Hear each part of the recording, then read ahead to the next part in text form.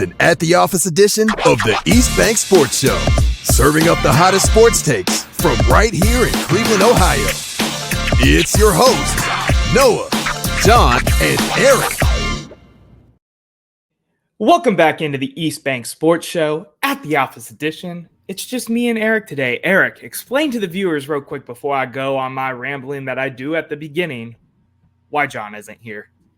Yeah, unfortunately, John is a victim of the power outages that Northeast Ohio is suffering right now. We had a lot of inclement weather last night, a lot of downed trees, I think like 400,000 plus without power. And unfortunately, our boy John is one of those. So everybody out there, I hope everybody's safe. Stay safe. And John, if you're listening, we got you, brother. If you need anything, give us a shout, but I hope your power's back on soon. Yeah, man. Prayers to everybody that has been affected. There's been a lot of fires. They have announced 3 tornadoes that officially touched down yesterday and all the chaos that was going on in Northeast Ohio. So prayers, thoughts to all of those people. But we got some fun stuff to talk about today, Eric. We have a pretty big thing coming out of the Cleveland Browns. You know, they didn't officially announce that we're going to Brookpark, but if you want to talk about what that post that came out on the Browns today basically said was we're moving to Brookpark. I mean, you're seeing the rendering behind us. I'm going to show some renderings here in a second. Eric, I want to know, before I show renderings, first thought when you saw the post. When you saw the post specifically, not any of the renderings yet, because I know we talked about that. We were actually together when the I want to know first thought when I said, oh my God, look at what they posted. I had 2 thoughts. First and foremost, I mean, it was excitement. It's pretty cool to hear and see news about this. The second thought was that this is a done deal. I know all the wording in that letter kind of said, hey, we're still mulling the city's plans for the lakefront. But as you kept reading, it just delved more and more about why Brookpark was a perfect location for the stadium and how development of the lakefront without a stadium could be so cool. So it's pretty clear what they're going to do. But excitement was definitely what came first. Yeah, same for me, especially because the original, like the post's first image was a rendering of what the front of the stadium would look like. I want to get into these renderings real quick before we start going down and breaking down our thoughts on what the potential new home of the Cleveland Browns come 2028 looks like. So I'm going to show the first aerial shot. I apologize that it is not perfectly cropped to the screen because this is what I had time to work with when we decided to do this quick episode. Aerial shot. I love the view of Cleveland in the background. It does, however, drive home the fact that Cleveland is far away, in my opinion. Yes. Next shot is a nice shot going from the parking lot, which would be basically the bougie Muni lot, where normal fans like you and I, and not the executives and the people with club tickets and that kind of thing, would be parking and walking to the stadium. This is the other end of the stadium with shops, bars, and stuff going into the stadium. You can see all the Browns fans walking in with a beautiful Cleveland Browns sign at the entrance before the entrance. And then my favorite picture, the inside of the dome. It's not really a dome. It's a nice glass ceiling. I love stadiums like this. But Eric, I'm gonna let you have your moment for a second. I'm gonna let you talk first before I go into my thoughts. Yeah, I mean, listen, I'm somebody that I think I've gone on record in a previous episode and said that the stadium should stay downtown, preferably at the lakefront. The reality is that it just doesn't work. That site doesn't really work. Engineering wise, it would take a lot to build something like this there in that location. We're talking probably upwards of $1 billion beyond just the stadium, just in engineering, fixing problems kind of thing. So next best option is finding somewhere else to play, right? Is that Brookpark? I mean, for me, no. That first image that you showed, it's not even in the stratosphere of Cleveland, it feels like. I mean, we're going to have the blimp up, and the blimp's going to like show the airport, I guess. Can you even fly a blimp? Probably not, because a plane's taking off. It's not ideal. If if people are from Ohio and from around here, you know what Brookpark and near the airport is like. I really like that they're saying what a transit hub it will be and how much better for traffic, et cetera, et cetera. Well, those arteries that run through there and to the airport are not great. I can already see people are going to be missing flights. Forget flying in or flying out on a Sunday. That just isn't really going to work well. But I have other thoughts too. But I want to hear some of yours first, Noah. Yeah, I want to pull up the last image I brought up when I was just going through showing the viewers who are watching at home video wise. If you're listening to podcasts, I will try my best to describe pictures as we go, but I digress. Let's go into this. This picture makes me really excited for two reasons, right? There's two things here that I want to point out. We are looking at, on the far end zone, not where we would be standing in this picture, what the new dog pound would look like. We are talking a story tall wall of fans from field, grass. It looks like there's barely even a wall there, all the way up to the scoreboard. It reminds me of the stories I would hear of old municipal where the players are jumping into the dog pound and like having a beer and all of that kind of thing that we don't really have right now in Cleveland Browns Stadium proper, because this is also called Cleveland Browns Stadium in terms of the mock-ups and everything, with all the premium seating and stuff they've added throughout the years now to accommodate, your higher end guests and your higher end, luxuries and that kind of thing that you see a lot of these newer NFL stadiums do that we don't really have the space for other than front row seats on the field.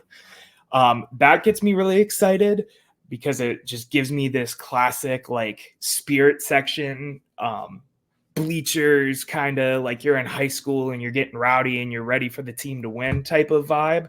The other thing, and I want to shout out Quincy Carrier real quick. He's a pretty popular Browns YouTuber podcaster, but he pointed out that the roof kind of angles up and then comes back down to the other side of the end zone, which is kind of interesting because it could help the noise carry and keep the field loud as hell during Browns games, which gives us the home field advantage of going crazy when the opposing team is on the field trying to, score on us, and we can be dead silent when Deshaun Watson and or whoever our quarterback is in 2028 takes the field to take the snaps. I want to hear more of your thoughts though, Eric. Yeah, I mean, that's an interesting take. I do like the dog pound. We know that they're going to be rowdy. I am interested just from a architectural standpoint, when they rendered this out and the firm did it, did they have in mind sound carrying, and are those things being taken into consideration? Because that would be cool as hell. The dog pound reminds me a bit of the Hawk's Nest in Seattle. Kind of have this really standalone section where they're known to go rowdy, and it's pretty cool. And if you've been to that stadium, it's pretty cool. My problems lie more within some of the architectural choices. I don't feel inspired by these renderings. For me, when we're talking a project that is billions of dollars, what was it, 1.2? 1.2 just for the stadium, the whole ballpark village, basically downtown Brookpark now is like 2.6 billion or something like that.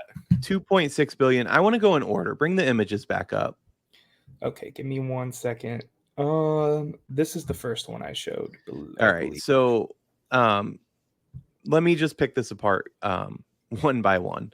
So first of all, I do like the idea of a quote unquote ballpark village around the stadium. Places I've been that have it, like Atlanta, for example, it's really cool. All these bars and restaurants are absolutely packed come game day anyway. And it's such a fun atmosphere to be rowdy and be with fans. You can go down there even if you don't have tickets. I'm hoping that the whole Muni lot thing will, I don't know how that'll work, but hopefully that transfers and they have some kind of area, because, that's going to really piss some fans off if they don't. Go to the second picture, Noah. Okay. Actually, so that was the second picture. The first picture was the aerial shot. Oh, go to the second one more time, though, because one more thing I forgot about. Okay. I like how you like the little Cleveland Brown sign roof thingy. It's just giving amusement park vibes. We're not going to Geauga Lake. I don't know that that's super cool. They could have done better there. That's interesting. And you got to remember it's renderings too. Like maybe it'll be It called is. the Jim Brown Ballpark Village or something like that. They just put Cleveland Browns on everything because we haven't even broke ground on any of this. Oh, But I I'll know. It's digress. all I'll digress. conjecture. Okay. Continue. You want the next picture? No, I want to show a picture actually. So let me just show you something. Hold on. I've never done this, folks. I'm working on it. No Apparently, worries. I have I to want to touch upload on it. one other thing real quick while Eric pulls that up. We can all be in denial. I've said it before that I really want the team downtown, but in the post today, it mentioned, Burke is not a viable location. The city has even doubled down and said that with them now.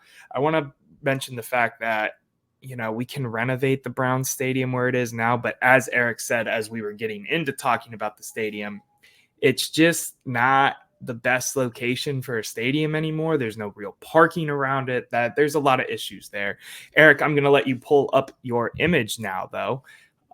If you're ready to talk about whatever this monstrosity is that you photoshopped before we came on air. Go ahead, pull it up. All right. So my point here, and it's a little hard to see, but I just want you to look at that logo in the top right of the building. Can you zoom in further? I cannot. Okay, that's okay.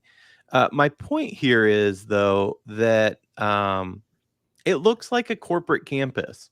When I say uninspiring, so that's the Google logo up there. If I presented this image to you with the Google logo and said, hey, Google is building Campus 3.0 in Austin, Texas, forget about the snow for a second, and you would probably say, oh, cool, that looks like Google.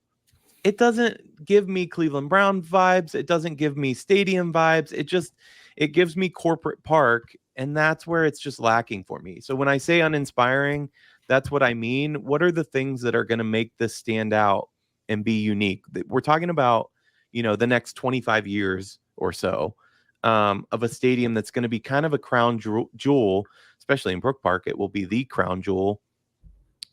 What's it giving that says this is worth 1.2 billion? It's not my money, but if it's me, I don't know. I'm looking at a corporate campus. Yeah, and I get what you're saying here, because at first I thought you did a really good Photoshop job and added like walking space around the Brown Stadium. I'm not even kidding. Not that good. Actually, you know what? We're getting pretty deep into this. I'm going to let us cut to commercial break. I'm going to hit my point when we come back with the East Bank Sports Show at the office. We will be right back after we pay some bills. And we're back with the East Bank Sports Show at the office, and I could give you the intro and the ramble and everything again. I just want to say subscribe, follow us, follow the Fanatical Elves everywhere, because I'm ready to get back into it with Eric and be a little bit heated. Because bring it. There is one stadium that I've been into. There's two NFL dome stadiums I've been into in my life. One of them I hated, the other one I loved. In terms of football atmosphere, I'll preface it with that. I've been in Mercedes-Benz in downtown Atlanta. I hated it there. It felt like I was in the Rocket Mortgage Fieldhouse on steroids.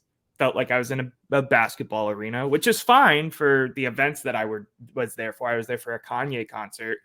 But I couldn't see myself getting amped up to watch the Browns play football there, right? The other stadium, and the one that I'd like to bring up and bring into our discussion, is US Bank Stadium in downtown Minneapolis, Minnesota, because it has the same vibes that you're talking about, that it has the structure of a corporate building, same kind of deal. It's actually the same company that did the renderings for us built this stadium. I can see that because it looks like a hospital. But children's cancer, it gets cured there. That's crazy, first of all. Second of all, it's still the best indoor stadium I've ever been in. I didn't feel like I was inside a stadium. I don't care what the outside of my stadium looks like personally. Maybe you do, Eric, and more power to you. If the inside feels like a place where I can watch, get rowdy, be in the dog pound, having a good time, cheering on the Cleveland Browns. That's all I really care about. And these renderings give me US Bank Stadium in Cleveland. And it makes me really, really excited, man. What else are you thinking, E? I mean, listen, we all know that the fans are really what determine the atmosphere. We've talked about it before, so and apologies ahead of time, but we all know I'm a big Chelsea football fan. Their stadium, it's in London, and they have similar issues in rebuilding. There's some transit lines, there's some weird rules where you have to be able to see the church from like any part of London. So like you can't build high to block that view from, I think, from Kensington Palace. Like there's weird rules like that, right? But it's such a fun time when you're at a match there because of the fans. And we know that's going to be the case with Cleveland Browns games. That's reality. Steelers fans aren't welcome. Please do not attack and abuse physically fans. That is not cool. But if you're a Steelers fan, do not come to our stadium. It's a bad idea. We know the fans are going to be there and it's going to be on point. I just feel like what's lacking, my biggest thing here, I really loved when Jerry World unveiled the massive Jumbotron, the biggest ever made. When SoFi Stadium out in LA, they have the kind of rounded one where you can see on both the outside and the inside. Those things are so cool and make a game atmosphere better. We don't have any of that here. We have some glass panels, cool. Like, is there a way where this roof, which, I mean, it looks okay, don't get me wrong, but can those be transparent LEDs where it looks like glass, but then they can turn it into a massive screen at some point too? I don't even know if that technology is there yet. It's lacking. That's the best word I can give you. It's lacking. I want more. I just completely disagree with you. I love the fact that you still get the ambiance of being outside without having to deal with being outside. I think that's the biggest thing for me in terms of my football viewing, is the ambiance of being outside. Not even feeling cold, because I've been to, 13-degree and negative-degree weather games in my time as a crazy fanatical Browns fan, if I want to use our network's name as an example. That doesn't do it for me.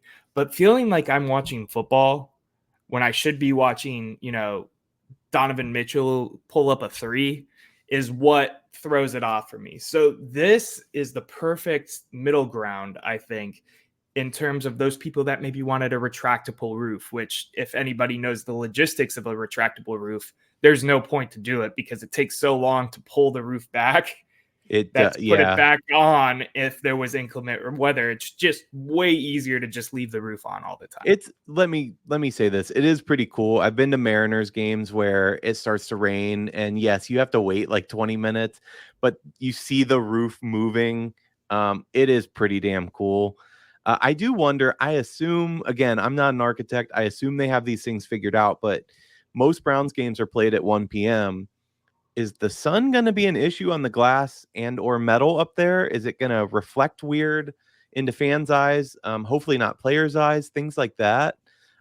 I have to imagine they have that stuff figured out, but an all glass thing, is there going to be the greenhouse effect where we're just going to boil in there when the sun's hitting? I don't know the answer to any of these questions.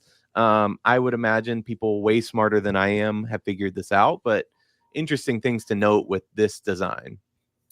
There's one last thing I'd like to touch on about this whole thing before we go to final thoughts and takes, because again, this is a shorter episode. John's not here, so we're not going to do the whole 3 topics thing that we typically do here at the office. The first thing that came to my mind as well, not even now, but back when they first started talking about these Brookpark plans, right? And you kind of touched on this already, is the logistics of everything, the traffic, parking prices. Are the prices of the tickets going to go up? Stadium concession prices, beer prices? Because, if you look at the grand scope of the NFL, other than parking prices, the Browns tickets, the Browns food, the Browns beer, all of that inside the stadium are pretty fairly priced right now. They're top 10 in all of it. Eric, I want to know what your thoughts are about the logistics and the money that, this Brookpark location might bring up. And then I want to give mine before we go to final thoughts and takes. Yeah, I mean, absolutely prices are going to go up. I imagine food prices are going to go up. I do want to shout out Dee Haslam, Jimmy Haslam's wife, because one of the things that she took on personally, they really wanted the experience of Cleveland Brown Stadium from the moment you enter to be pitch perfect. And they did a really good job of refreshing the food, refreshing the interiors. It used to just be a concrete monolith, kind of Soviet-esque interior hallways. They did a good job with what they had to work with. So I think the fan experience will be great. It'll be perfect. What will ticket pricing and menu pricing, that sort of thing, look like? Especially as they're building this in a very blue collar suburb in a really blue collar town, that is Cleveland. Are they going to price people out? Probably. Is that the consequence of progress? Maybe. I don't know. I think these teams should be for the fans. Noah and I are lucky enough to work for an organization that has suites at these things, so we kind of get to see that elevated life side of things, and it's very cool and very fun. So at the same time, I'm so excited to go to a game and to be in a suite and kind of see what they do with it. But yeah, I think prices are going to skyrocket. I can't imagine they won't. But like anything in Cleveland, prices are determined by how the team on the field does. Guardians tickets right now are expensive, and they're full houses. They can be expensive, I should say, because they're doing well. If the Browns are doing well, those resale tickets even are going to be sky high. If they're not doing well, you'll still probably be able to see them for $20. So you better field a good team. Yeah, so I have a little bit of a differing opinion than you do. Not as drastic as you hating the architecture of the new stadium and me loving everything I saw today. Hate's a strong word, but go on. You know what I mean. To me, yes, obviously, anytime you do something like this, and I believe in the revenue of how we're going to pay for this stadium, any business that's brought in because of this are going to get taxed, and there's a lot of, background dollars that are going to make things more expensive in this area, which is a given when you have something like this. But there's also something to be said when, say, Atlanta did their ballpark village around the Braves. They kept their parking down so that way fans could still come to the village even when there's a game going on. Because basically how this works, right? If there's a parking, space that's owned by the team, they basically set the price of what the parking is going to be. So if the Haslams decide Muni Lot 2.0, whatever you want to call it, is $25 flat, no matter what, during game days, everything around there, whether it be parking garages by the airport or any third-party parking garages that come in, would probably float around that $25 price point because the Haslams are setting the market, basically. I could see them doing something like that to keep everything successful coming in. People still coming in to go to the bars, the breweries, the restaurants, the whatever is going on and going to be put in here. I could see that happening. I could also see them keeping the concessions fair because I've seen this as a trend in some of these newer stadiums as well. Atlanta is another example of this, where all the concessions in the Mercedes-Benz Superdome, is it the Superdome now? Yeah. Or is that New Orleans? Anyway, all the concessions They go back there. and forth. Yeah. The concessions are still relatively cheap. We're talking like $6 a beer, $2 a hot dog, $3 popcorn, $3 candy, that kind of thing, your typical concessions. And then you start getting the crazy things that stadiums like to do now, and the pricing's all over the place. But I could see them doing something like that as, some good faith movement because of some of the pushback that we're getting with the Brookpark. That being said, they're also billionaire oil tycoon family that doesn't really care about us. So I could see it going either way. I just wanted to give some credit because you've seen it happen in other sports franchise cities. Eric, what else are you thinking, man? Are you about ready to wrap this thing up? Yeah, we can wrap it up. I mean, one last point on that. This isn't charity. I think we should keep in mind that they are doing this to make money, even though it's costing money. I found it interesting that they want to pay 50-50 still. I'm not sure quite how that's going to work. I don't think you have Cuyahoga, or at the very least, I guess you'd still have Cuyahoga County, but you don't have Cleveland tax money anymore to go towards this. So that's going to be interesting. Brookpark tax, I don't think, and they mentioned that they're not planning to mess with taxes, that should go to more needy things, and that they have ideas on how to pay for this. I don't know what that means. I don't know if that's a percentage of the sin tax, especially now that marijuana, as of Tuesday, can legally be sold recreationally here. Maybe they can get a pick of that or a percentage of that. I'm not sure, but I don't trust in them keeping prices fair. We're talking about a guy that ripped off his own employees, and incentive programs, and had to testify before Congress and nearly went to jail because that's just the type of guy he is. When we're talking about billionaires, none of them are great guys. So it'll be interesting to see. I hope you're right, but we'll see what happens. I'm excited regardless. Yeah, I'm with you 100%. I'm excited to see where this stadium goes, where everything ends up, how quickly they start getting the ground broken, because even though they didn't officially announce it today, like you said and I mentioned, they're mulling over the city's offer for them to stay downtown. It's done. You don't unveil everything with Brookpark branding and Brookpark Brown. You don't do that if you're thinking about staying where you are right now, right? So not at all.